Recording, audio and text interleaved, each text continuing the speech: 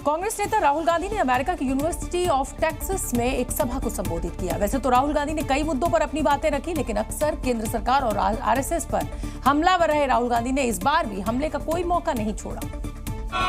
राहुल गांधी ने कहा कि चुनाव के दौरान बार बार संविधान पर हमला किया गया, लेकिन भारत के लोगों ने संविधान पर हमले को स्वीकार नहीं किया। The fight was crystallized in the election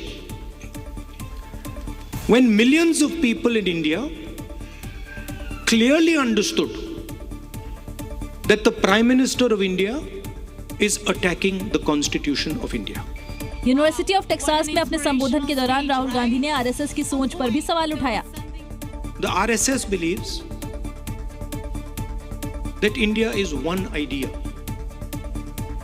and we believe that India is a multiplicity of ideas.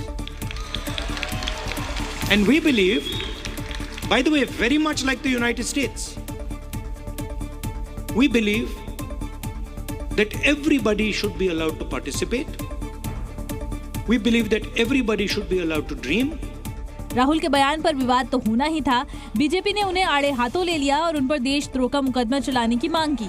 इन पर तो ऐसे लोगों को, अगर कानून भारत में नहीं होता, अगर मोदी जी संविधान की रक्षा नहीं करते, तो ऐसे लोगों को देशद्रोह का मुकदमा चलाना चाहिए, जो भारत की निंदा भारत के बाहर जाके करे, भारत को बदनाम करे और दुश्मन देशों की तारीफ करे। अमेरिका की यात्रा के दौरान लोकसभा में विपक्ष के नेता राहुल गांधी ने बेरोजगारी, शिक्षा और टेक्नोलॉजी जैसे कई मुद्दों पर बात की। इस दौरान उन्होंने चीन की तारीफ की, जिस पर सियासत गरमा गई। क्योंकि राहुल गांधी ने कहा कि भारत में रोजगार की समस्या है, लेकिन चीन जैसे कई देशों में रोजगार की कोई समस्या नहीं है, और इसके लिए उन्होंने केंद्र सरकार की नीतियों को जिम्मेदार ठहराया। China is dominating global production. You go to India, you look at the phones, you look at the furniture, you look at clothes, you'll see on the back, made in China. That's a fact, right? So what has happened? The West, America, Europe, India have given up on the idea of production and they've handed it to China. Rahul Gandhi के इस बयान पर BJP ने भी जोरदार पलटवार किया और उन पर विदेशों में जाकर अपने देश को गाली देने का आरोप लगाया। तारीफ करने के बजाय बाहर में जाकर के, इंडिया के बाहर, भारत के बाहर जाकर भारत को गाली देना, ये तो लगता है चाइना की तारीफ करना। केंद्र सरकार के वक्फ बिल को लेकर असदुद्दीन ओवैसी एक बार फिर हमलावर हो गए हैं। उन्होंने अपने समर्थकों के सामने वक्फ बिल को लेकर कई विवादित बातें कह दी। ओवैसी ने आरोप लगाया कि केंद्र सरकार वक्फ के बिल के जरिए उसके कानून को पूरी तरह खत्म करना चाहती है।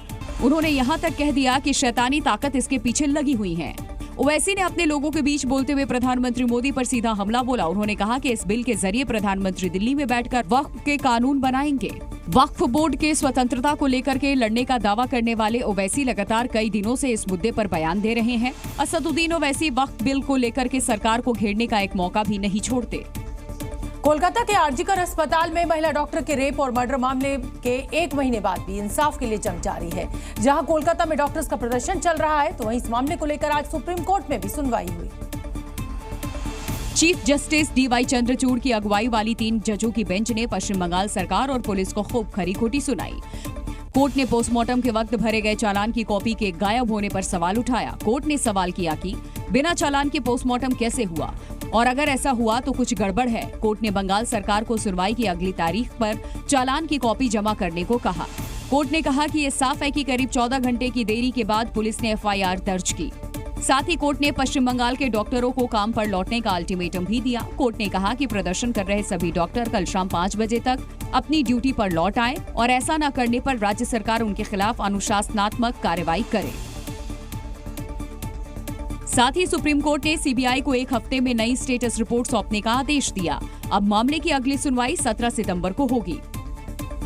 बिहार की राजधानी पटना में सुबह सुबह हुई फायरिंग की घटना के बाद पटना दहल उठा।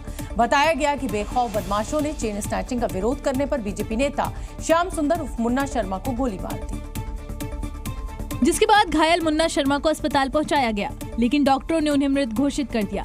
बदमाशों ने इस घटना को उस वक्त अंजाम दिया जब मुन्ना शर्मा अपने किसी रिश्तेदार को छोड़ने के लिए घर से बाहर निकले थे और पटना सिटी के चौक शिकारपुर इलाके में पहुंचे थे। हम लोग सीसीटीवी कैमरा भी खंगाल रहे हैं, जितने भी हमारे सरकारी कैमरा है उसको भी खंगाला जा रहा है और अगड़तर कार्रवाई की जा रही है। इस घटना का सीसीटीवी वीडियो भी सामने आया, जिसमें एक बाइक पर 3 बदमाश आते दिखाई दिए। बताया गया कि बदमाशों ने उनसे छीना झपटी की कोशिश की और विरोध करने पर उन्हें गोली मारकर वहां से फरार हो गए। पापा का बॉडी पड़ा हुआ था, खून से लथपथ था, तो उठाए तुरंत गाड़ी में बैठा करके एनिम्स से लेके गए, तो वहाँ पे जांच के दौरान बोला गया आदमी नहीं। फिलहाल पुलिस मामला दर्ज कर सीसीटीवी के आधार पर आरोपियों की तलाश में जुट गई। आज उत्तर प्रदेश में कुछ ऐसा हुआ जिसने साल 2002 के गोधरा कांड की याद दिला दी। कानपुर में कालिंदी एक्सप्रेस को उड़ाने की साजिश थी और इसके लिए रेलवे ट्रैक पर एलपीजी सिलेंडर रखा गया था। जैसे ही कालिंदी एक्सप्रेस बलराजपुर और बिल्हौर के बीच पहुंची, वैसे ही ट्रैक के पास एक धमाका हुआ। धमाके के बाद पटरियों पर भी सिलेंडर के निशान बन गए थे। जिस तरीके से एलपीजी सिलेंडर टकराया, उसके बाद में स्लीपर जो है उन पे स्पॉट बनते चले गए। ये वो स्लीपर्स है जहां पर एलपीजी सिलेंडर टकराया और ये देखिए स्पॉट साफ तौर पे नजर आ रहा है। धमाके की आवाज सुनने के बाद लोको पायलट ने ट्रेन रोकी और जब रेलवे के स्टाफ ने नीचे उतरकर देखा तो उनके होश उड़ गए। बताया गया कि ट्रैक के पास एलपीजी सिलेंडर तो था ही, उसके साथ पेट्रोल से भरा बोतल, एक मिठाई के डब्बे में बारूद और माचिस भी मिली थी। जाहिर सी बात है, ऐसी चीजों का मिलना कोई इत्तेफाक नहीं है। इन चीजों से साजिश के सबूत पुख्ता हो गए हैं। उसका निरीक्षण हम लोगों ने किया है, हमारी टीम इस पे काम कर रही है, सभी पहलू को हम लोग देख रहे हैं। अब घटना की जांच के लिए हाई लेवल टीम बना दी गई है और मौके पर आईबी और डॉग स्क्वाड की टीम ने भी निरीक्षण किया। साथ ही पुलिस ने आसपास के 10 लोगों को शक के आधार पर हिरासत में लिया। अब उनसे ट्रेन से जुड़ी पूछताछ कर रहे हैं। इधर जिस मिठाई दुकान के डिब्बे में बारूद था, उस मिठाई की दुकान में भी पुलिस पहुंची और वहां से पुलिस वालों ने सीसीटीवी का डेटा बरामद कर लिया। भैया हमको जानकारी नहीं, सवेरे जब पुलिस आई तो डीवीआर ले गई, अभी आपने बताया तब मुझे जानकारी हुई। और चलिए अब आपको वो सिलेंडर दिखाते हैं जो रेलवे ट्रैक पर रखा गया था। पुलिस की टीम ने उस सिलेंडर को अपने कब्जे में ले लिया है और अब सिलेंडर से गैस निकाली जा रही है। ये वही सिलेंडर है जो कि वहां पर रेलवे लाइन पर मिला था। इसी सिलेंडर को रखा गया था कालिंदी एक्सप्रेस को उड़ाने के लिए। आप तस्वीरों में देखिए तो उसमें से गैस को कर्मचारी बाहर निकाल रहे हैं। इसी सिलेंडर को कालिंदी एक्सप्रेस के सामने साजिशकर्ताओं ने रखा। असम में अतिक्रमण के खिलाफ बुलडोजर एक्शन जारी है। ताजा मामला असम के सोनापुर इलाके का है, जहां 80 बीघे जमीन पर बने करीब 200 अवैध घरों को तोड़ दिया गया है और इसके लिए 12 बुलडोजर मंगवाए गए, जिनकी मदद से सभी घरों को जमींदोज कर दिया गया। दावा किया गया कि आदिवासी समुदाय के लोगों के लिए संरक्षित जमीन पर इन लोगों ने अतिक्रमण कर अपने घर बना लिए थे और यही वजह रही कि सभी घरों को बुलडोजर के जरिए गिरा दिया गया। इस वक्त हम असम के सोनापुर में हैं, गुवाहाटी के पास, और यहाँ पर हम देख रहे हैं कि हिमंता विश्व शर्मा का जो घोषित जो नीति है उसके तहत सरकारी जमीन पर अगर अवैध अतिक्रमण है तो उसको तोड़ा जाएगा। इस वक्त हम सोनापुर में हैं और सोनापुर में हम ये दिखा रहे हैं कि यहाँ पर बुलडोजर एक्शन जोरों से चल रहा है। जिनके घरों पर बुलडोजर चला वो सभी मियां मुसलमान थे। उन्होंने दावा किया कि मकान तोड़े जाने से पहले उन्हें नोटिस भी नहीं दिया गया। আমরা হলাম পার্মানেন্ট নদী ভাঙে দিয়েছে 22 বছর আগে এখানে এসেছি।